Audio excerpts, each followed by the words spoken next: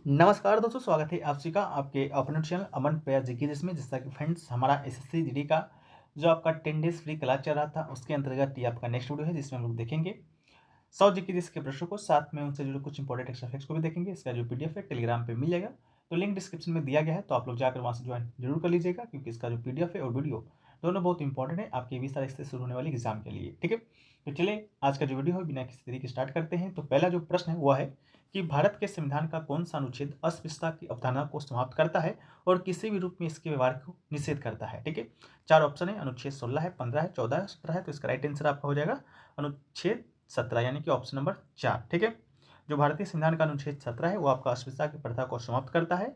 अस्पृश्यता को समाप्त कर दिया गया है और किसी भी रूप में इसका अभ्यास निषिद्ध है। अस्पृश्यता से उत्पन्न किसी भी विकलांगता का प्रवर्तन कानून के अनुसार दंडनीय अपराध है। ठीक है, इसके अलावा अनुच्छेद 16 आप लोग को मालूम होगा लोक नियोजन में अवसर की समानता से संबंधित है। आपका अनुच्छेद 14 आपका समानता का अधिकार संबंधित है। अनुच्छेद 15 आपका धर्म, मूल, वंश, जाति, लिंग आधार पर भेदभाव से संबंधित है। ठीक है, वीडियो में आगे हम फिर से पहले आपको बता दें टेक्स्ट बुक पर चल रहे ऑफर के बारे में। टेक्स्ट बुक पर दोस्तों आपका ऑफर चल रहा है हैप्पी आवर सेल के नाम से, जिसमें आपको टेक्स्ट बुक का जो ईयरली जो पास प्रो है वो आपको मात्र 439 रुपये मिलने वाला है। साथ में कूपन कोड आप एपीज यूज करते हैं तो आपको 12% का इसमें आपको एक्स्ट्रा डिस्काउंट भी देखने को मिलेगा। टेस्ट बुक के विषय में जिन लोगों को नहीं मालूम है आपको बता दें कि यहाँ पर आप भारत में होने वाले सभी एग्जामों का मॉक टेस्ट और PYQ को आप यहाँ पर पा सकते हैं। एसएससी में जिससे आपका एसएससीजीडी का भी आपका आगामी एग्जाम होना है तो यहाँ पर आप मॉक टेस्ट वगैरह दे सकते हैं। बिना एग्जाम में अगर आप बिना मॉक टेस्ट के एग्जाम देने जाइएगा तो आपको कहीं ना कहीं आपको इसका जो खामियां है देखने को मिल सकता है। ठीक है, तो जितना हो सके आप लोग अंतिम समय मॉक टेस्ट वगैरह लगाइए, टेक्स्ट बुक से जुड़कर लगाइए, क्योंकि टेक्स्ट बुक एक ऐसा प्लेटफॉर्म है जो कि अभी तक के मार्केट में सबसे बेहतरीन है मॉक टेस्ट के मामले में। ठीक है, तो इसके अलावा टेक्स्ट बुक पर एसएससी का हो गया, बैंक का हो गया, रेलवे का भी आप यहाँ पर मॉक टेस्ट दे सकते हैं। जैसा कि रेलवे में आपकी अभी हाल ही में वैकेंसी आपको देखने को मिला है 9,000 प्लस 5,000 यानी कि 6,000 यानी कि एलपी टेक्नीशियन का। तो पिछला बार जब आपका 2018 में वैकेंसी जब आया था तो टेक्स्ट बुक से जुड़कर आपका 42,000 प्लस बच्चों ने आपका इस पर सिलेक्शन लिया था। साथ में 82% जो क्वेश्चन है आपको टेक्स्ट बुक के टेस्ट सीरीज से ही देखने को मिला था। तो आप लोग भी जुड़कर टेक्स्ट बुक से अपना जो मेरिट में नाम है पा सकते हैं। कूपन कोड एपीजी जरूर यूज कीजिएगा, इसका लिंक आपको डिस्क्रिप्शन में मिल जाएगा, कमेंट सेक्शन में पिन भी मिल जाएगा, तो आप लोग वहाँ से चेकआउट कर लीजिएगा। टेक्स्ट बुक पास प्रो मात्र 449 में आप लोग पा सकते हैं। ठीक है, चलिए हम लोग वीडियो में आगे बढ़ते हैं। नेक्स्ट क्वेश्चन है कि निम्नलिखित में से कौन भारत के स्वतंत्रता आंदोलन के लाल बाल पाल में से एक थे। ठीक है, तो लाल बाल पाल में से एक थे, तो इसका राइट आंसर तो एक आपका हो जाएगा लाला लाजपत राय, ऑप्शन नंबर 2। लाल बाल पाल कहने का मतलब है लाल से दोस्तों आपका है लाला लाजपत राय, बाल से है आपका बाल गंगाधर तिलक और पाल से है आपका विपिन चंद्र पाल। ठीक है, ये जो तीनों है लाला लाजपत राय, बाल गंगाधर तिलक, विपिन चंद्र पाल को सम्मिलित रूप से लाल बाल पाल के नाम से जाना जाता है। भारतीय स्वतंत्रता संघर्ष में 1905 से लेकर 1918 तक की अवधि में वो गर्म राष्ट्रवादी विचार के पक्षधर और प्रतीक बने रहे थे। ठीक है, तो इसका राइट आंसर आपका लाला लाजपत राय हो जाएगा। ठीक है, नेक्स्ट क्वेश्चन हुआ है कि केवल डैश वर्ष से अधिक की आयु के भारतीय नागरिक ही किसी राज्य के राज्यपाल के पद के लिए नियुक्ति के लिए पात्र होते हैं। ठीक है, यानी कि राज्यपाल अगर आपको बनना है तो आपका जो उम्र है न्यूनतम कितना होना चाहिए, तो न्यूनतम उम्र आपका होना चाहिए 35 वर्ष। जिसका राइट आंसर हो जाएगा आपका ऑप्शन नंबर 4 यानी कि 35 वर्ष आपका होना चाहिए। 35 वर्ष के साथ साथ और क्या आपका मानदंड होना चाहिए, तो एक आपका तो 35 वर्ष होना ही चाहिए, साथ में आप भारत का नागरिक होना चाहिए। इसके अलावा उसके पास राज्य विधानमंडल की सदस्यता के लिए योग्यताएं होनी चाहिए, साथ में वो संसद या विधानसभाओं या विधान परिषद के किसी भी सदन का सदस्य नहीं होना चाहिए। इसके अलावा यदि वो संसद के किसी भी सदन का सदस्य है तो उस सदन की सीट उस तारीख को खाली करनी होगी जिस दिन वो अपने कार्यकाल में प्रवेश करता है। ठीक है, इसके अलावा बात करेंगे, ये तो आपका 35 वर्ष राज्य के राज्यपाल के लिए है न्यूनतम आयु। उसके अलावा और भी बहुत सारे पद हैं, जैसे कि भारत के राष्ट्रपति बनने का न्यूनतम आयु कितना है, तो देखिए भारत का राष्ट्रपति अगर आपको बनना है तो भारत के राष्ट्रपति बनने का न्यूनतम आयु आपका है 35 वर्ष। ठीक है, 35 वर्ष आपका उपराष्ट्रपति भी बनने का न्यूनतम आयु, तो राष्ट्रपति और उपराष्ट्रपति दोनों का न्यूनतम आयु 35 वर्ष है। साथ में किसी राज्य के राज्यपाल बनने का भी न्यूनतम आयु आपका 35 वर्ष ही है। इसके अलावा 30 वर्ष की बात करते हैं कि 30 वर्ष में क्या क्या बन सकते हैं, तो 30 वर्ष में दोस्तों आपका राज्यसभा का आप सदस्य बन सकते हैं। इसके अलावा विधान परिषद का भी सदस्य आप 30 वर्ष की आयु में बन सकते हैं। इसके अलावा बात करेंगे हम लोग 25 वर्ष का। 25 वर्ष में हम लोग क्या क्या बन सकते हैं, तो 25 वर्ष में हम लोग लोकसभा का सदस्य बन सकते हैं। उसके अलावा विधानसभा का सदस्य बन सकते हैं। इसके अलावा भारत का प्रधानमंत्री भी आप 25 वर्ष बन सकते हैं, साथ में आप मुख्यमंत्री बन सकते हैं 25 वर्ष में, ठीक है। इसके अलावा अगर आपसे पूछा जाए कि सरपंच बनने का न्यूनतम आयु कितना है, सरपंच बनने का न्यूनतम आयु आपका 21 वर्ष है, यानी कि 21 वर्ष के होंगे तो आप अपने गाँव के सरपंच हैं, जो कि आप बन सकते हैं। नेक्स्ट क्वेश्चन है कि विषम का चयन करना है, संकेत दिया गया है वस्त्र उद्योग, यानी कि तीन जो आपका होगा वो आपका वस्त्र उद्योग से संबंधित होगा, एक आपका होगा अलग उद्योग से। तो कपास उद्योग आपका वस्त्र है, रेशम भी आपका वस्त्र है, ऊन भी आपका वस्त्र है। तो विद्युत जो उद्योग आपका वस्त्र से संबंधित नहीं है, तो इसका राइट आंसर ऑप्शन नंबर 3 यानी कि विद्युत उद्योग हो जाएगा। नेक्स्ट क्वेश्चन है कि निम्नलिखित में से कौन सी भारत में मीठे पानी की झील नहीं है।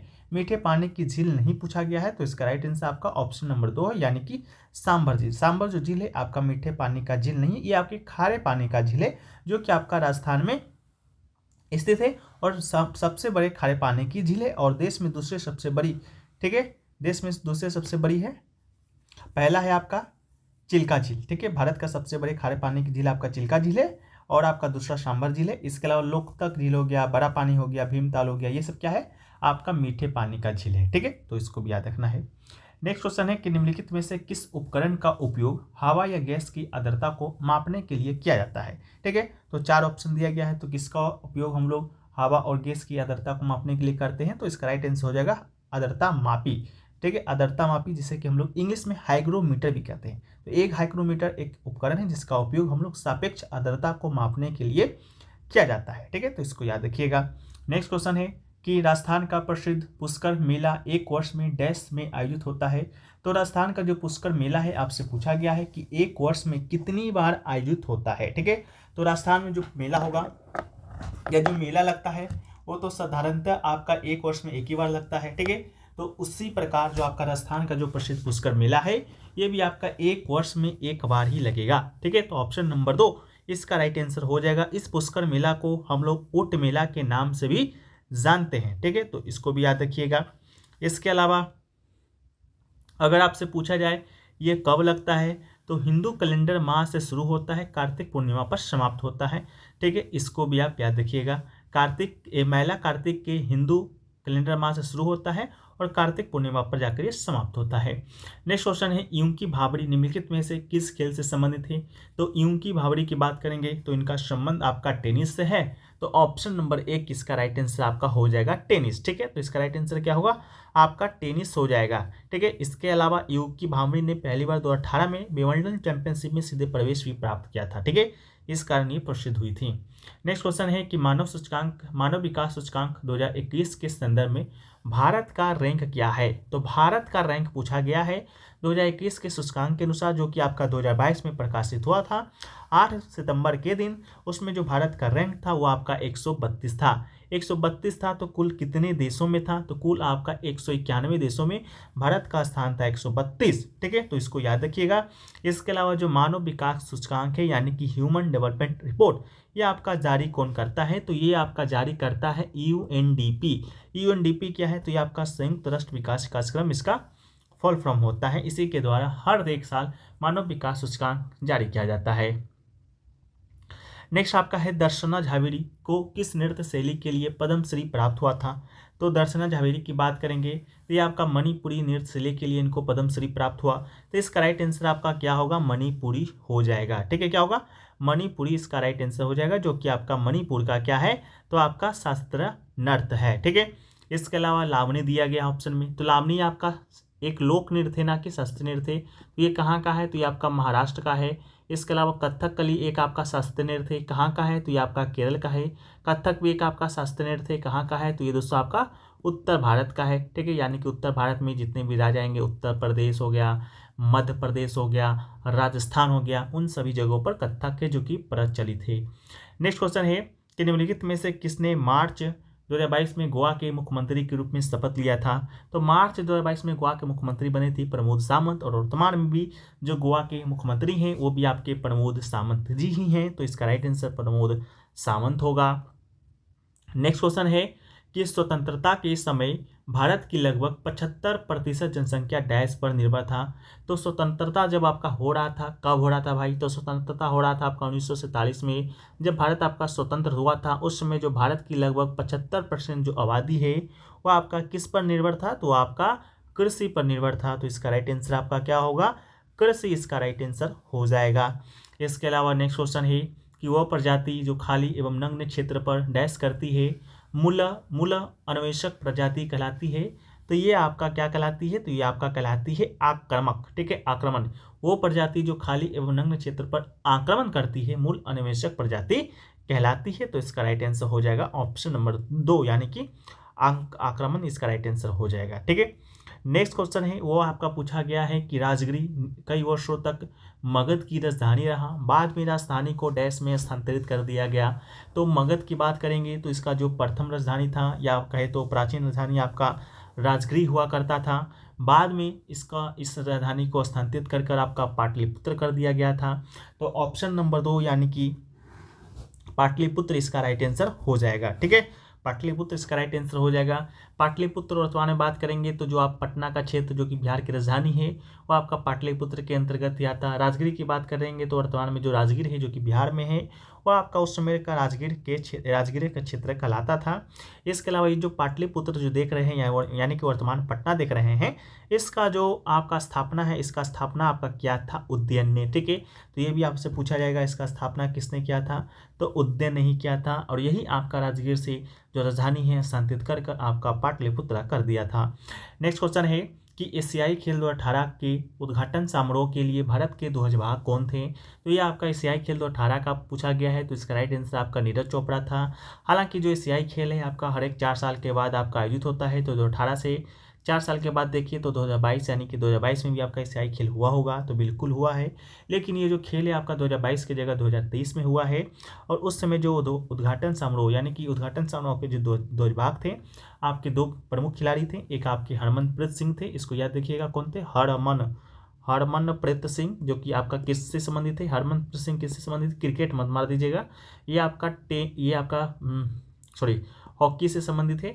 इसके अलावा एक आपका लवलीना बोर्गेहेन ने, कौन है? लवलीना बोर्गेहेन। ठीक है, तो हरमनप्रीत सिंह एक बार आया था कोई एग्जाम में कि हरमनप्रीत सिंह कौन खेल से संबंधित है, उसमें आपका क्रिकेट भी था। तो हरमनप्रीत कौर समझकर सभी लोगों ने अधिकांश लोगों ने क्रिकेट मार दिया था। तो हरमनप्रीत सिंह है आपका हॉकी से, जो कि आपका उद्घाटन समारोह 2022 के एशियाई खेल के क्या थे? ध्वजवाहक थे। ठीक है, साथ में लवलीना बोर्गेहेन भी थे। ठीक है, नेक्स्ट क्वेश्चन है कि एक लेखा वर्ष के दौरान घरेलू क्षेत्र के डैश उत्पादित अंतिम माल और सेवाओं का कुल मूल्य घरेलू आय कहलाता है। तो एक लेखा वर्ष के दौरान घरेलू क्षेत्र के भीतर, ठीक है, क्या होगा? भीतर होगा। ठीक है, भीतर उत्पादित अंतिम माल और सेवाओं का कुल मूल्य क्या कहलाएगा? तो घरेलू आय कहलाएगा। ठीक है, तो इसका राइट आंसर आपका भीतर हो जाएगा। नेक्स्ट क्वेश्चन है कि निम्नलिखित में से कौन सा लोक नृत्य तमिलनाडु राज्य से संबंधित है? तो कौन सा लोक नृत्य तमिलनाडु से संबंधित है? तो इसका राइट आंसर आपका कुम्मी हो जाएगा। जो कुम्मी है आपका किससे संबंधित है? आपका तमिलनाडु से संबंधित है। कुम्मी की बात करेंगे तो ये आपका तमिलनाडु का लोक नृत्य है। ठीक है, सबसे महत्वपूर्ण है। यह नृत्य रूप महिला लोग के द्वारा किया जाता है। यह पवित्र संगीत वाद्य यंत्र की सहायता से नहीं बल्कि ताली बनाने के साथ किया जाता है। और यह नृत्य आमतौर पर मंदिर उत्सव के दौरान भी किया जाता है। ठीक है, नेक्स्ट क्वेश्चन है कि भारत की 5वीं पंचवर्षीय योजना का मुख्य उद्देश्य क्या था? तो भारत का जो 5वीं जो पंचवर्षीय योजना था उसका मुख्य उद्देश्य पूछा गया है। तो 4 ऑप्शन में से सबसे जो उपयुक्त जो आंसर है वो आपका है गरीबी उन्मूलन का। ठीक है, 5वीं पंचवर्षीय योजना जो कि आपका चला था, कब से कब तक चला था भाई? 1974 से लेकर आपका चला था 1979 में जाकर आपका खत्म हुआ था। ठीक है, तो ये जो पांचवी जो पंचवर्षीय योजना है 1974, 75, 76, 77, 79, ठीक है, तो आपका समाप्त हुआ था। इसका जो उद्देश्य था गरीबी को दूर करना और आत्मनिर्भरता की उपलब्धि 5वीं पंचवर्षीय योजना का क्या था? तो मुख्य उद्देश्य था। ठीक है, तो साथ में आपका रोजगार का स्तर भी बढ़ाना इसका उद्देश्य था और समावेशी विकास 7वें ठीक है, तो इसको याद रखिएगा। ठीक है, एक बार हमको आप लोग बताइएगा कि 5वीं जो पंचवर्षीय योजना था उसका कार्यकाल क्या है, क्योंकि बहुत जगह आपका 1974 से लेकर 1979 देता है और 1974 से लेकर 1978 तक कहीं देता है। ठीक है, तो अगर 5 साल की बात करेंगे तो 74 से लेकर 78 तक भी 5 साल हो जाता है। ठीक है, तो आप लोग इसको एक बार क्लियरफाई कीजिएगा। अगला है कि 24 जून 2022 को इंटेलिजेंस ब्यूरो के निदेशक के रूप में पदभार किसने संभाला है? तो इसका राइट आंसर आपका ऑप्शन नंबर 1 हो जाएगा, ऑप्शन नंबर 2 होगा, तपन कुमार डेका, ठीक है, तपन कुमार डेका इसका राइट आंसर हो जाएंगे। केंद्र सरकार के द्वारा इन्हें इंटेलिजेंस ब्यूरो के निदेशक के रूप में नियुक्त किया गया है। ये आपके 1988 बैच के हिमाचल प्रदेश के कैडर के आईपीएस अधिकारी हैं, ठीक है, तो इसका राइट आंसर आपका हो जाएगा। नेक्स्ट क्वेश्चन है वह है कि डैश को 2019 में पारित किया गया था। इसके फलस्वरूप भारत के प्रधानमंत्री और अन्य पूर्व प्रधानमंत्री की सुरक्षा प्रतिबंधित कर दी गई थी, ठीक है, तो इसका राइट आंसर आपका हो जाएगा विशेष सुरक्षा समूह संशोधन अधिनियम 2019, ठीक है, ये आपके लिए इंपॉर्टेंट नहीं है, आपका ये पीओआईक्यू से उठाया गया ये आपका प्रश्न है, तो उस समय आपका पूछा गया था, ठीक है, तो इसका राइट आंसर होगा। अगला है कि बड़े बांधों के निर्माण से वनस्पति कैसे प्रभावित होती है, ठीक है, 4 ऑप्शन दिया गया है, तो इसका राइट आंसर आपका हो जाएगा ऑप्शन नंबर 3, यानी कि निमग्न वनस्पति अवायवीय परिस्थिति उसमें सड़ जाती है और बड़ी मात्रा में मीथेन उत्पन्न करती है, जो कि एक ग्रीन हाउस गैस भी है, ठीक है, तो इसका राइट आंसर हो जाएगा ऑप्शन नंबर 3। अगला है कि संक्षिप्त नाम नीति है, यानी कि नीति का फुल फॉर्म आपसे पूछा गया था, तो इसका राइट आंसर आपका हो जाएगा national institution for transforming India, ठीक है, तो इसका नीति आयोग का फुल फॉर्म है, नीति का फुल फॉर्म है। इसके अलावा नीति आयोग की बात करेंगे तो इसका स्थापना आपका हुआ था 1 जनवरी 2015 को हुआ था, ठीक है। नीति आयोग का अर्थ राष्ट्रीय भारतीय परिवर्तन संस्थान है। इसका मुख्यालय आपका नई दिल्ली में है। इसके अलावा यह आपका योजना आयोग के स्थान पे इसका स्थापना हुआ था। इसमें मुख्यतः 3 आपके अधिकारी होते हैं, एक आपके अध्यक्ष होते हैं जो कि वर्तमान में नरेंद्र मोदी जी हैं, क्योंकि नीति आयोग का अध्यक्ष वही होगा जो कि भारत का प्रधानमंत्री होगा। साथ में एक आपका CEO होता है जो कि वर्तमान में BR सुब्रमण्यम है। एक आपका होता है उपाध्यक्ष, जो कि आपके सुमन बेरी जी हैं वर्तमान में। अगला है GNP का पूर्ण रूप क्या है, तो GNP की बात करेंगे तो GNP का जो पूर्ण रूप होगा वो दोस्तों आपका क्या होगा, 4 ऑप्शन दिया गया है आपका। 4 ऑप्शन में जो आपका चौथा ऑप्शन है यानी कि ग्रोस नेशनल प्रोडक्ट, इसका आपका राइट आंसर हो जाएगा, ठीक है। GNP का फुल फॉर्म क्या होता है, यानी पूर्ण रूप आपसे पूछा गया था, तो इसका राइट आंसर होगा। इसके अलावा GNP की बात करेंगे तो GNP इक्वल टू क्या होता है, तो GNP equal to GDP plus विदेशी से शुद्ध संपत्ति आय को हम लोग क्या कहते हैं, GNP कहते हैं। यानी कि GDP में हम लोग विदेश से जो संपत्ति आता है उसको अगर जोड़ दें तो वही आपका हो जाता है GNP। अगला है कि गयासुद्दीन बलबन ने निम्नलिखित में से किस काल में भारत में शासन किया था, ठीक है। तो गयासुद्दीन बलबन की बात करेंगे तो इसने आपका 1266 से लेकर 1287 ईस्वी तक आपका भारत में शासन किया था, ठीक है। गयासुद्दीन बलबन की बात करते हैं तो ये दोस्तों आपका भारत में जो आपका मध्यकाल में दिल्ली सल्तनत था उसमें एक राजवंश था, ममलुक वंश या गुलाम वंश, उसी का एक शासक हुआ करता था गयासुद्दीन बलबन, जो कि 1266 से लेकर 1287 ईस्वी तक आपका भारत में शासन किया था। साथ में इसके द्वारा एक आपका प्रथा भी लाया गया था जिसे कि सिद्दा और पेवोस के नाम से जानते हैं, जो कि ईरानी प्रथा था। इसको भी इसी ने शुरू किया था, तो इसको भी आप याद रखिएगा। नेक्स्ट क्वेश्चन है कि वर्गों में बैठे हुए खो खो के खिलाड़ी को क्या कहते हैं। तो खो खो जब आप लोग खेलते होंगे तो उसमें जो वर्ग में बैठा हुआ खिलाड़ी होता है उसे आप चेसर के नाम से जाना जाता है। तो इसका राइट आंसर आपका क्या होगा, चेसर हो जाएगा। अगला है कि जून 2022 में इंडिया इंटेलिजेंस सेंटर यानी कि IIC के नए अध्यक्ष के रूप में भार किसने संभाला है।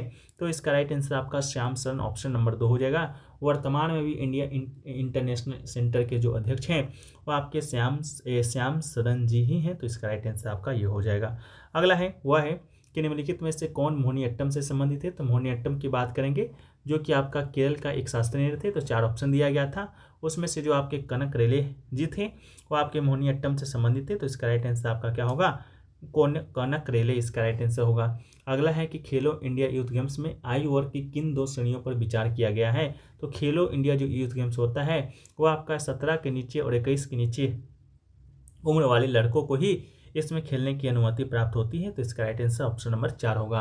अगला है कि किसी राज्य में मंत्रिपरिषद की नियुक्ति डैश के सलाह पर किया जाता है। तो किसी भी राज्य में मंत्रिपरिषद का जो नियुक्ति होता है वो आपका मुख्यमंत्री की सलाह पर किया जाता है। तो इसका राइट आंसर आपका मुख्यमंत्री हो जाएगा। जैसे कि मान के चलिए अगर यूपी में कोई मंत्रिपरिषद का नियुक्ति करना है तो इसका सलाह राज्यपाल किससे लेगा। तो इसका राज्यपाल लेगा योगी आदित्यनाथ जी से, क्योंकि योगी आदित्यनाथ ही यूपी के मुख्यमंत्री हैं। तो इसका राइट आंसर आपका क्या होगा, मुख्यमंत्री होगा। करता कौन है, तो राज्यपाल करता है, ठीक है, लेकिन सलाह किससे लेता है, मुख्यमंत्री से। अगला है केलुचरण महापात्र किस शास्त्र नृत्य से संबंधित है। तो केलुचरण महापात्र की बात करेंगे तो ये आपका ओडिशा से संबंधित है। इसका राइट आंसर आपका ओडिशा हो जाएगा, उड़ीसी हो जाएगा, जो कि ओडिशा का एक शास्त्र नृत्य है। तो केलुचरण महापात्र भी उन्हीं से संबंधित है। साथ में सुजाता महापात्र हो गए, इसके अलावा रतिकांत महापात्र हो गए, गंगाधर प्रधान हो गए, इन सभी का भी संबंध आपका ओडिसी नृत्य से ही है। ठीक है, इसके अलावा जो केलूचंद महापात्र हैं उड़ीसा से पद्म विभूषण प्राप्त करने वाले ये आपके पहले व्यक्ति भी थे। अगला है कि निम्नलिखित में से कौन सा द्वितीय क्षेत्र से संबंधित है, यानी कि द्वितीय क्षेत्र गतिविधि है। तो खनन, उत्खनन, विनिर्माण, वानिकी दिया गया है। तो इसका right answer option number 2, option number 3 यानी कि विनिर्माण इसका राइट आंसर हो जाएगा। ठीक है, देखिए उद्योग को मुख्यतः 3 भाग में बांटा गया है, प्राथमिक उद्योग यानी प्राथमिक क्षेत्र, द्वितीय क्षेत्र और आपका तृतीय क्षेत्र। ठीक है, प्राथमिक क्षेत्र में बात करेंगे तो आपका कोयला, लकड़ी या लोह खनिज जैसे कच्चे माल की पुनः प्राप्ति उत्पादन शामिल है। ठीक है, खनन भी आपका प्राथमिक क्षेत्र के अंतर्गत आता है, उत्खनन भी आपका आता है, वानिकी भी आता है, लेकिन जो विनिर्माण था वो आपका द्वितीय क्षेत्र के अंतर्गत है जो कि आपको आता है। ठीक है, अगला है कि भारत के निम्नलिखित में से किस केंद्रीय मंत्री ने नवंबर 2022 में जम्मू कश्मीर के कटरा में आयोजित हुए ई गवर्नेंस पर 25वें राष्ट्रीय सम्मेलन का उद्घाटन किया है। तो इसका राइट आंसर ऑप्शन नंबर 1 हो जाएगा, जितेंद्र सिंह। ठीक है, अगला है कि सतलज नदी घाटी में जल विद्युत उत्पादन और सिंचाई के लिए कौन सी परियोजना बनाई गई है। तो इसका राइट आंसर आपका भाखरा नागल परियोजना इसका राइट आंसर हो जाएगा। ठीक है, भाखरा नागल परियोजना की बात करेंगे तो इसका शुरुआत है आपका 1944 में बनना है जो कि शुरू हुआ था। ठीक है, और 1944 में शुरू हुआ था, नहीं 1944 में आपका बात हुआ था बनने का, लेकिन 1948 में शुरू हुआ था। इसके अलावा इसका जो कार्य साल चालू हुआ था आपका 1955 में हुआ था, 1955 में आपका प्रधानमंत्री जवाहरलाल नेहरू की उपस्थिति में। अगला है कि निम्नलिखित में से कौन सा त्यौहार केरल में राजा महाबली की याद में मनाया जाता है। तो राजा महाबली की याद में जो त्यौहार मनाया जाता है उसका नाम है आपका ओणम। तो इसका राइट आंसर आपका ओणम हो जाएगा। अगला है कि असहयोग खिलाफत आंदोलन जनवरी देश में शुरू हुआ था। तो असहयोग जो खिलाफत आंदोलन है वो आपका जनवरी 1921 में शुरू हुआ था। तो इसका राइट आंसर आपका क्या होगा, जनवरी 1921 हो जाएगा। ठीक है, क्योंकि असहयोग खिलाफत आंदोलन जनवरी 1921 में शुरू हुआ। इसमें भाग लेने वाली कई सामाजिक टीमों ने स्वराज के आह्वान का जवाब दिया था। हजारों विद्वानों, शिक्षकों, वकीलों की लामबंदी के साथ सरों के भीतर एक आंदोलन शुरू हुआ था, जिन्होंने अपने पद छोड़ दिए। मद्रास को छोड़कर सभी जगहों परिषद चुनाव का बहिष्कार किया गया था, इसलिए कपड़ा सामग्री का आयात आधा कर दिया गया। इसके अलावा विदेशी उत्पादों का भी बहिष्कार किया गया। शराब के जहाज़ों का प्रवेश रोक दिया गया। इसके अलावा व्यक्तियों ने विदेशी कपड़ा त्याग दिया, केवल भारत में निर्मित वस्त्र पहनना शुरू किया। हालांकि कुछ कारणों से सर के भीतर यह आंदोलन धीरे धीरे खत्म हो गया। जिन ब्रिटिश संस्थानों का बहिष्कार किया गया था उनके लिए प्रतिस्थापन तय करने में भारतीय प्रतिष्ठान बहुत धीमे थे। ठीक है, इसके अलावा घरेलू स्तर पर आपका बनाया गया खादी जो कपड़ा था बहुत महंगा था, कई लोगों के लिए सस्ता नहीं था। व्यक्तियों के सस्ते बड़े पैमाने पर उत्पादित कपड़े पहनने के लिए वापस जाना पड़ा था। ठीक है, यह आपका जनवरी 1921 में शुरू हुआ था। अगला है कि मूल अधिकारों को किस देश के संविधान से लिया गया है। तो मूल अधिकार की बात करेंगे यानी कि मौलिक अधिकार का, तो आपका संयुक्त राज्य अमेरिका के संविधान से लिया गया है। वर्तमान में 6 मौलिक अधिकार हैं भाग 3 में, और आपका अनुच्छेद 12 से 35 तक का अनुच्छेद है जो कि आपका मौलिक अधिकार से संबंधित है। अगला है कि जब सरकार कानूनी रूप से खाद्य उत्पादकों को विशेष खाद्य पदार्थ या खाद्य पदार्थों की कुछ विशिष्ट श्रेणियों में अतिरिक्त पोषक तत्व मिलाने के लिए बाध्य करती है तो इसे क्या कहा जाता है। तो इसे कहा जाता है आपका खाद्य शुद्धिकरण। ठीक है, तो इसका राइट आंसर हो जाएगा आपका ऑप्शन नंबर 3। अगला है कि डॉक्टर किस तकनीक का उपयोग उनसे हजारों किलोमीटर की दूरी पर बैठे मरीजों को सलाह लेने के लिए करता है। तो इसका राइट आंसर आपका हो जाएगा टेलीमेडिसिन, यानी कि ऑप्शन नंबर 4। टेलीमेडिसिन की बात करते हैं तो एक ऐसा शब्द है जो दूरी पर नैदानिक देखभाल प्रदान करने के लिए प्रौद्योगिकी के उपयोग को शामिल करता है। ये सुनिश्चित करता है कि किसी व्यक्ति को जरूरत पड़ने पर स्वास्थ्य देखभाल मिले, खासकर उन लोगों के लिए जिनकी देखभाल तक सीमित पहुंच है। अगला है कि निम्नलिखित में से किसने सितंबर 2022 में भारत जोड़ो यात्रा शुरू किया था। तो भारत जोड़ो यात्रा आपका राहुल गांधी जी के द्वारा शुरू किया गया था। तो ऑप्शन नंबर 3 इसका राइट आंसर हो जाएगा। ठीक है, इसके अलावा ये आपका सितंबर 2022 में शुरू किया गया था, लेकिन वर्तमान समय में बात करेंगे तो 14 जनवरी 2024 को राहुल गांधी जी के द्वारा ही आपका भारत जोड़ो यात्रा के स्थान पर भारत जोड़ो न्याय यात्रा शुरू किया गया है। ठीक है, तो इसको भी याद रखिएगा। भारत जोड़ो न्याय यात्रा की बात करेंगे तो ये आपका मणिपुर के थौबल जिले से शुरू हुआ है और यह भारत के पूर्व पश्चिम विस्तार को कवर करते हुए आपका ये 20 मार्च 2024 को मुंबई में समाप्त होगा। ठीक है, अगला है कि तत्कालीन कृषि मंत्री डैश हरित क्रांति के तहत भारत में नई कृषि प्रौद्योगिकी लाने वाले एक प्रमुख व्यक्ति थे। ठीक है, तो इसका राइट आंसर आपका सी सुब्रमण्यम इसका राइट आंसर हो जाएगा। ठीक है, हरित क्रांति जब भारत में आपका आया था तो उस समय जो आपके कृषि मंत्री थे आपके सी सुब्रमण्यम जी थे। ठीक है। और आपके एम एस स्वामीनाथन जी हैं, जो कि आपकी भारत में हरित क्रांति के जनक के रूप में जाने जाते हैं, जिनको मरणोपरांत आपका 2024 में भारत रत्न से सम्मानित किया जाएगा। इसकी घोषणा कल परसों ही किया गया है। अगला है कि 1944 में विभिन्न उद्योगपति एक साथ जुड़े और भारत में एक नियोजित अर्थव्यवस्था स्थापित करने के लिए एक संयुक्त प्रस्ताव का मसौदा तैयार किया। यह डैश योजना के नाम से प्रसिद्ध है, तो यह आपका बॉम्बे योजना के नाम से प्रसिद्ध है। बॉम्बे प्लान कहिए, बॉम्बे योजना कहिए का मसौदा 1944 में तैयार किया गया था, जिसमें राज्यों के द्वारा नियोजित अर्थव्यवस्था की स्थापना के लिए बड़े उद्योगपति का एक वर्ग के संयुक्त प्रस्ताव के माध्यम से औद्योगिक और अन्य आर्थिक निवेश में प्रमुख पहल करने की आवश्यकता नहीं थी। ठीक है। अगला है कि प्राकृतिक गैस के ज्वलन पर कौन सी गैस मुक्त होता है। तो प्राकृतिक गैस जब जलता है तो आपका कौन सा गैस मुक्त होगा, तो कार्बन डाइऑक्साइड आपका मुक्त होता है। तो इसका राइट आंसर ऑप्शन नंबर 1 हो जाएगा, कार्बन डाइऑक्साइड। अगला है कि खेलो इंडिया यूथ गेम 2020 का संस्करण मेजबान और विजेता राज्य कौन था। तो खेलो इंडिया यूथ गेम 2020 की बात करेंगे तो ये आपका तीसरा संस्करण था। कौन सा संस्करण था? तीसरा था, जो कि आपका कहाँ पर हुआ था? असम के गुवाहाटी में हुआ था। और जो आपका इसका विजेता था वो आपका महाराष्ट्र इसका विजेता है, जो कि आपका बना था। ठीक है, तो इसको भी आप याद रखिएगा। हुआ था कहाँ? असम में, और विजेता बना था आपका महाराष्ट्र। 2020 में तीसरा हुआ था। दूसरा की बात करेंगे तो ये आपका 2019 में हुआ था, जो कि पुणे में आयोजित हुआ था। और पहला आपका जो 2018 में हुआ था, ये आपका दिल्ली में हुआ था। ठीक है। अगला है कि जानकी प्रसाद का संबंध कथक के किस घराने से है। तो जानकी प्रसाद की बात करेंगे तो इनका जो संबंध है आपका बनारस घराना से है। वर्तमान युग की बात करेंगे तो कथक नृत्य के 3 घराने प्रसिद्ध हैं। एक आपका लखनऊ घराना हो गया, इसके अलावा एक आपका हो गया जयपुर घराना हो गया, एक आपका हो गया बनारस घराना। ठीक है, एक आपका बनारस घराना हो गया। ये तीनों घराने का संबंध आपका कथक घराना से है, इसको भी याद रखिएगा। लखनऊ घराना की बात करेंगे तो लखनऊ घराना में आपके विंध्यादीन महाराज होंगे, कालिका प्रसाद जी हो गए, इन सभी का संबंध आपका लखनऊ घराना से है। इसके अलावा जयपुर घराना की बात करेंगे तो जयपुर घराना में कथक नृत्य की राजस्थानी परंपरा का उल्लेख है। बनारस घराना की बात करेंगे तो जानकी प्रसाद घराना के नाम से भी प्रसिद्ध है, और जानकी प्रसाद वाराणसी के रहने वाले थे।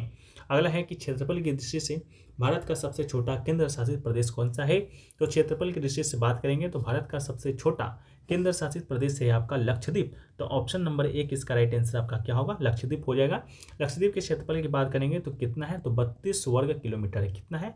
तो आपका 32 वर्ग किलोमीटर है। साथ में जो लक्षद्वीप है आपका 36 द्वीपों का एक समूह है, जो कि मुख्य भूमि से दक्षिण पश्चिम तट से 200 से 400 किलोमीटर की दूरी पर स्थित है। ठीक है, इसको भी याद रखिएगा। इसके अलावा लक्षद्वीप का जो अर्थ होता है 1 लाख द्वीप होता है मलयालम भाषा में। इसके अलावा मलयालम आधिकारिक और साथ ही क्षेत्र में व्यापक रूप से बोली जाने वाली मूल भाषा भी है। कहाँ पर? लक्षद्वीप में कौन सी भाषा बोली जाती है? तो मलयालम। अगला है कि भारत में कौन सा कार्यक्रम ग्रामीण और शहरी क्षेत्रों में रियायती मूल्यों पर खदान और अन्य आवश्यक वस्तुएं प्रदान करती है। तो इसका राइट आंसर आपका क्या होगा? ऑप्शन नंबर 2 हो जाएगा, यानी कि सार्वजनिक वितरण प्रणाली, यानी कि पब्लिक डिस्ट्रीब्यूशन सिस्टम, यानी कि पीडीएस। ठीक है, पीडीएस की बात करेंगे तो पीडीएस एक ऐसा कार्यक्रम है जो कि ग्रामीण और शहरी क्षेत्रों में रियायती कीमतों पर खदान और अन्य आवश्यक वस्तुएं उपलब्ध कराती है। पीडीएस उचित मूल्य की दुकानों के माध्यम से चयनित आवश्यक वस्तुओं के वितरण की एक प्रणाली है, जो निजी डीलरों द्वारा संचालित की जाती है। अगला है कि सरकार के संसदीय स्वरूप को डैश मॉडल के रूप में भी जाना जाता है। तो सरकार का जो संसदीय रूप है उसे हम लोग किस मॉडल के नाम जानते हैं? वेस्ट मिनिस्टर के नाम से जानते हैं। तो इसका राइट आंसर आपका वेस्ट मिनिस्टर हो जाएगा, ऑप्शन नंबर 4। अगला है कि चुनाव लड़ने और सरकार में सत्ता पर काबिज होने के लिए एक साथ आने वाले लोगों के समूह को डैश कहा जाता है। ठीक है, तो चुनाव लड़ने और सरकार में सत्ता पर काबिज होने वाले एक साथ आने वाले लोगों के समूह को हम लोग राजनीतिक दल कहते हैं। तो इसका राइट आंसर क्या होगा? राजनीतिक दल होगा। ठीक है, अगला है कि डैश के अंतर्गत सितंबर 2022 में आवासन और शहरी कार्य मंत्रालय के द्वारा पेयजल सर्वेक्षण शुरू किया गया था। तो इसका राइट आंसर आपका अमृत 2.0 हो जाएगा। ठीक है, अमृत 2.0 के अंतर्गत ही सितंबर में, यानी कि बात करेंगे कब? तो आपका 15 सितंबर को आवासन और शहरी कार्य मंत्रालय के द्वारा पेयजल सर्वेक्षण शुरू किया गया है। अगला है कि नालंदा विश्वविद्यालय की स्थापना डैश के द्वारा 5वीं शताब्दी में किया गया था। तो नालंदा विश्वविद्यालय की बात करेंगे तो इसका स्थापना कुमार गुप्त के द्वारा किया गया था। तो इसका राइट आंसर आपका कुमार गुप्त हो जाएगा, जो कि गुप्त वंश के आपके शासक हुआ करते थे। ठीक है, इसके अलावा बात करेंगे, नेक्स्ट क्वेश्चन है तो आपका है कि निम्नलिखित में से कौन सा युग में सुमेलित नहीं है। ठीक है, सुमेलित नहीं पूछा गया है, यानी कि गलत पूछा गया है। तो दिया गया है तो 18 का शीतकालीन ओलंपिक खेल प्योंगचांग में हुआ था, ये बिल्कुल राइट है। 2014 का शीतकालीन ओलंपिक खेल सोची में हुआ था, ये भी बिल्कुल सत्य है। 2022 का शीतकालीन ओलंपिक खेल बीजिंग में हुआ था, ये भी बिल्कुल सत्य है। और 2010 का शीतकालीन ओलंपिक खेल आपका लंदन में हुआ था, ये आपका गलत है। ठीक है, ये आपका लंदन में नहीं हुआ था, ये आपका हुआ था ब्रिटेन में। ठीक है, कहाँ पर हुआ था? सॉरी, लंदन आपसे सम्मिलित नहीं पूछा गया है। तो ये जो आपका ओलंपिक है आपका कनाडा में हुआ था। कहाँ पर हुआ था? आपका कनाडा में हुआ था। ठीक, इस कारण ये आपका गलत है। अगला है कि खाद्य गाइड पिरामिड के शीर्ष पर क्या आता है? तो खाद्य गाइड पिरामिड के शीर्ष पर हम लोग वसा और शर्करा को रखते हैं, तो इसका राइट आंसर आपका हो जाएगा शर्करा। ठीक है, अगला है आपका कि निम्नलिखित में से किसे दिल्ली सरकार के द्वारा परिषद सम्मान प्राप्त हुआ है? तो इसका राइट आंसर आपके शोभना नारायण जी हो जाएंगे। शोभना नारायण की बात करेंगे तो भारत की एक स्थापित कथक नृत्यांगना है। साथ में इनको 1992 में आपका पद्म श्री से भी सम्मानित किया गया है, तो ये भी डायरेक्ट आपके पूछे जाएंगे। तथा इनके जो गुरु हैं आपके गुरु बिरजू महाराज जी इनके गुरु रह चुके हैं। अगला है कि हाल ही में प्रकाशित पुस्तक मैडम सर निम्नलिखित में से किस महिला IPS अधिकारी की एक कहानी है? तो जो मैडम सर पुस्तक है ये आपका मंजरी जरूर एक IPS अधिकारी है, उनकी ही कहानी है। बाकी कहानी क्या है PDF में आप लोग को देखने को मिलेगा। अगला है कि डैश सेक्टर में शामिल लोग प्राथमिक सामग्री को संसाधित करते हैं और उसे तैयार माल में परिवर्तित करते हैं। ठीक है, तो इसका राइट आंसर आपका द्वितीयक हो जाएगा। जो द्वितीयक क्षेत्र के लोग होते हैं जो प्राथमिक क्षेत्र के जो सामग्री होते हैं उसे संसाधित करते हैं और उसे तैयार माल में परिवर्तित कर देते हैं। ठीक, इसका राइट आंसर ऑप्शन नंबर 4 होगा। अगला है कि ऋण एक डैश का निर्माण करते हैं क्योंकि उन्हें एक निश्चित अवधि में ऋणदाता को वापस करना पड़ता है। तो ऋण एक देयता का निर्माण करते हैं। इसका निर्माण करते हैं, देयता का निर्माण करते हैं क्योंकि उन्हें एक निश्चित अवधि के में ऋणदाता को वापस करना पड़ता है। ठीक है, अगला है आपका हुआ है कि गणगौर महोत्सव देवी डैश के सम्मान में अधिकांशतः राजस्थान की महिलाओं के द्वारा किया जाता है। तो गणगौर महोत्सव की बात करेंगे तो ये तो पहली बात कहाँ किया जाता है? राजस्थान में। किसके द्वारा किया जाता है? महिलाओं के द्वारा। किस देवी के सम्मान में? तो देवी पार्वती के सम्मान में। इसका राइट आंसर आपका पार्वती हो जाएगा। ठीक है, अगला है कि नवंबर 2022 तक की स्थिति के अनुसार निम्नलिखित में से कौन लक्षद्वीप भारत के प्रशासक रहे? तो लक्षद्वीप भारत के प्रशासक की बात करेंगे तो आपके प्रफुल्ल पटेल जी हैं। वर्तमान में भी आपके लक्षद्वीप के प्रशासक कहें या लेफ्टिनेंट गवर्नर कहें या LG कहें, ये भी आपके प्रफुल्ल पटेल जी हैं। अगला है कि एल नीनो एक ऐसी घटना है जिसमें हर 2 से 5 साल में डैश तट पर गुजरने वाली ठंडी धारा के स्थान पर गर्म महासागरीय धारा बहती है। तो ये आपका पेरू के तट पर बहती है एल नीनो जलधारा। ठीक है, तो इसका राइट आंसर आपका पेरू हो जाएगा। अगला है वो है आपका कि 1905 में बंगाल के विभाजन के लिए अंग्रेजों के द्वारा निम्नलिखित में से कौन सा मुख्य तर्क प्रस्तुत किया गया था? तो जैसा कि आप लोग को मालूम होगा 1905 में आपका क्या हुआ था? बंगाल का विभाजन हुआ था। उस समय जो वायसराय थी आपका लॉर्ड कर्जन था। इसका जो घोषणा है 20 जुलाई 1905 को हुआ था। कब हुआ था? 20 जुलाई 1905 को इसका घोषणा होता है। इसका जो आपका विभाजन जो प्रभावी होता है वो आपका 16 अक्टूबर 1905 को होता है। ठीक है, लेकिन उस समय जो आपका मुख्य तर्क दिया गया था वो दिया गया था आपका प्रशासनिक सुविधा। ठीक है, तो इसका राइट आंसर ऑप्शन नंबर 3 हो जाएगा, प्रशासनिक सुविधा। इसके अलावा ये बंगाल विभाजन को रद्द भी किया गया था आपका 1911 में आपका लॉर्ड हार्डिंग के द्वारा। इसको भी आप लोग याद रखिएगा। अगला है असहयोग आंदोलन के प्रस्ताव की पुष्टि दिसंबर 1920 में डैश में आयोजित भारतीय राष्ट्रीय कांग्रेस के वार्षिक अधिवेशन में किया गया था। तो ये आपका नागपुर अधिवेशन में किया गया था। तो इसका राइट आंसर आपका क्या होगा? आपका वार्षिक अधिवेशन 1920 जो कि नागपुर में हुआ था। इसका राइट आंसर हो जाएगा। किसके द्वारा प्रस्ताव पेश किया गया था? तो CR दास, चितंदर दास के द्वारा ये प्रस्ताव को आपका पेश किया गया था। इसको भी आप याद रखिएगा। अगला है कि संगमरमर का रासायनिक सूत्र क्या है? तो संगमरमर की बात करेंगे तो इसका रासायनिक सूत्र आपका CaCO3। इसका आपका राइट आंसर हो जाएगा। रासायनिक सूत्र है आपका CaCO3। अगर रासायनिक नाम पूछेगा तो आपका कैल्शियम कार्बोनेट इसका रासायनिक नाम है। अगला है कि अरब सागर में आने वाली दक्षिण पश्चिम मानसून पवनों को अंत उष्णकटिबंधीय अभिसरण क्षेत्र की ओर प्रभावित करने में कौन बाधा डालता है? तो ये बाधा डालता है आपका पश्चिमी तट, यानी कि ऑप्शन नंबर 2 इसका राइट आंसर हो जाएगा। पश्चिमी घाट होगा इसका राइट आंसर, ऑप्शन नंबर 2। अगला है कि भारत के 35वें राष्ट्रीय खेल का आयोजन किस वर्ष हुआ था? तो भारत का जो 35वां जो राष्ट्रीय खेल है वो उसका जो आयोजन है आपका 2015 में हुआ था। तो इसका राइट आंसर आपका क्या होगा? 2015 इसका राइट आंसर हो जाएगा। किसके द्वारा खेला गया, किसके द्वारा आयोजित किया गया था? तो केरल के द्वारा आपका आयोजित किया गया था। इसके अलावा जो केरल है आपका दूसरा स्थान पर रहा था, सर्विसेज आपका फर्स्ट स्थान पर रहा था। इसको भी आप याद रखिएगा, 35वां राष्ट्रीय खेल। अगला है कि प्लाज्मा झिल्ली के अंदर डैश एक तरल पदार्थ है। तो प्लाज्मा झिल्ली के अंदर जो तरल पदार्थ होता है उससे हम लोग कोशिका द्रव कहते हैं, इंग्लिश में कहें तो साइटोप्लाज्म। ठीक है, तो इसका राइट आंसर आपका हो जाएगा। इसके अलावा अगला क्वेश्चन है कि निम्नलिखित में किस नर्तक ने 2004 में संगीत नाटक एकेडमी पुरस्कार जीता था? तो इसका राइट आंसर आपका जतिन गोस्वामी हो जाएगा। जतिन गोस्वामी के द्वारा 2004 में संगीत नाटक एकेडमी पुरस्कार जीता गया था। जतिन गोस्वामी की बात करेंगे तो जतिन गोस्वामी आपके किस नृत्य से संबंधित है? तो ये आपके सतरिया नृत्य से संबंधित है। सतरिया नृत्य जो कि आपका असम का शास्त्रीय नृत्य है। साथ में जतिन गोस्वामी को 2008 में आपका पद्मश्री से भी सम्मानित है, जो कि किया जा चुका है। अगला है कि विश्व का सबसे बड़ा लोकतंत्र कौन सा है? तो विश्व का सबसे बड़ा लोकतंत्र की बात करेंगे तो विश्व का सबसे बड़ा जो लोकतंत्र है आपका अपना देशी का है, भारत का है। तो इसका राइट आंसर आपका भारत इसका राइट आंसर हो जाएगा। अगला है कि जुलाई 2022 में महाराष्ट्र राज्य विधानसभा के इतिहास में सबसे कम आयु के स्पीकर कौन बने हैं? तो सबसे कम आयु के जो स्पीकर हैं वो आपके राहुल नरवेकर हैं। तो इसका राइट आंसर आपका राहुल नरवेकर हो जाएगा। वर्तमान में भी आपके महाराष्ट्र राज्य विधानसभा है, उसके जो स्पीकर है वो भी आपके राहुल नरवेकर जी ही हैं। अगला है करागा डैश के सबसे पुराने त्योहारों में से एक है। यह देवी शक्ति के समान बनाया जाता है। तो करागा की बात करेंगे तो ये आपका कर्नाटक का क्या है? आपका त्यौहार है। तो इसका राइट आंसर आपका कर्नाटक हो जाएगा। ये आपके कर्नाटक में एक समुदाय रहता है थिगला, उसी के द्वारा ये आपका किया जाता है। ठीक है। इसके अलावा नेक्स्ट क्वेश्चन है वह है